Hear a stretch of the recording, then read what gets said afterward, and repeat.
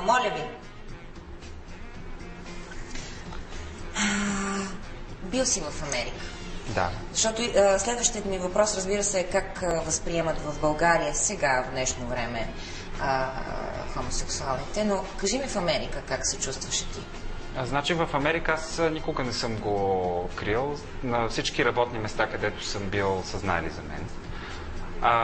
Естествено, не отиваш на интервюто за работа с етикет на челото, нали, аз съм гей и искам Питат ли те там? Те нямат право да ме питат. Нямат право да питат. Нямат право да ме питат. Така. Както нямат право да ме питат и за възраст. Така. Да. Просто гледаш ме така, ще мога ли да ти свърша работа или няма да мога да ти свърша работа. Така. Да. Вече като разберат... Как реагират? Висшестоящите продължават да се отнасят с тебе съвсем нормално.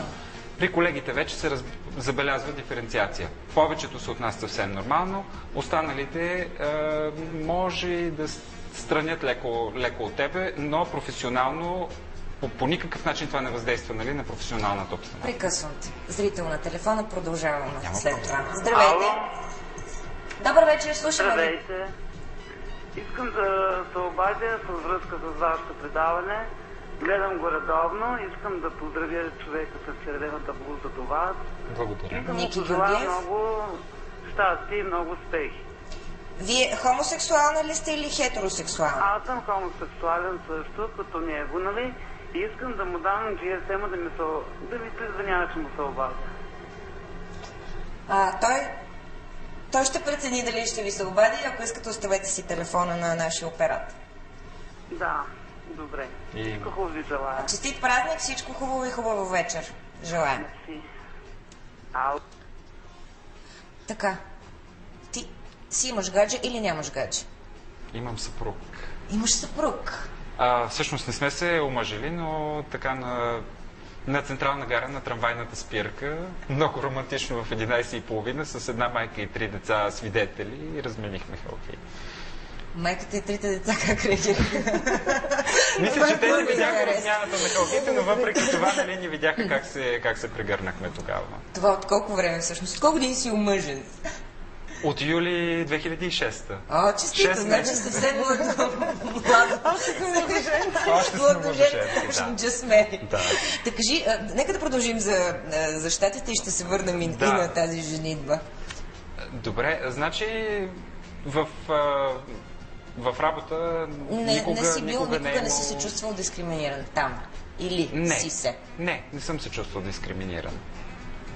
Имах един инцидент, когато охранител на нашата фирма стана физически агресивен към мен и веднага беше премахнат. Махнаха го от фирмата, която го предоставяше него, беше външен такова и го замениха. Тоест, сложиха го на друга работа, махнаха го от нашата фирма, нали? Имал ли си такива проблеми, постъпвайки на работа или колегите ти, разбирайки, че си хомосексуална, да проявяват? Знам, че ти си много спортуващ, ти си фитнес инструктор и така нататък, но имала ли си такива? Ами не, аз не съм срещала някакви проблеми, не съм била дискриминирана или да съм срещала някакво различно или грубо отношение. Общо взето навсякъде съм била открита и навсякъде са ме приемали като човека, който съм, като личността, която съм, като професионалиста, който съм. Не е имало никакво лошо отношение, що се отнася на база сексуална ориентация. Сега, разбира се, има някакви такива странични неща, които от време на време те дразнят, от време на време се чуеш да се смееш или как да реагираш. Ето ще ни споделя последното нещо от този тип. Срещам едно момиче, което тренира при мен и тя така с усмивка на уста ми споделя, че казва на нейна приятелка, че тренира при мен. И съответно нейната приятелка реагирала: ау, при тази вика лесбийката, не те ли е страх, че ще ти налети? И тя, нали, се усмихнала и казала: не, просто през ум не ми е минало, защото наистина тя отива там да тренира, не че с някакви. Но ми е много интересно хората, които разсъждават по този начин, дали биха казали също, ако примерно там ми беше инструктор мъж и ако изобщо разсъждава така, то дали отиват да тренират или да ти налети. Какво значение? Ами принципно може, да, само че някакси това се приема. Да. Или поне отива с тази нагласа, че ай, той готин пич, може пък и да ме свали, докато аз съм някакси странна в това отношение. Ти си опасна. Аз съм опасна, да. Опасна си. Зрител на телефона, здравейте. Добър вечер. Пак лошо ви чувам вас, май. Как може на този свят празник? Господине, обаче никак не ви чувам, знаете ли? Нямам никакъв шанс да ви чуя, не знам защо така. Извинете. След като не сте срещали проблеми в комуникацията с възприемането така, от околния свят, не сте се чувствали дискриминирани, какви са ви проблемите в крайна сметка? Проблемите, нормалните житейски проблеми, както на всеки един човек. Тоест, искате да кажете, че на гей обществото имам предвид. Тоест, вие не сте отхвърлени от хетеросексуалните в България. Така ли да го разбирам? Не, аз не мисля, че някой... Много рядко така да срещне лошо отношение някой човек. И то е предимно на базата на това, че хората много малко ни познават.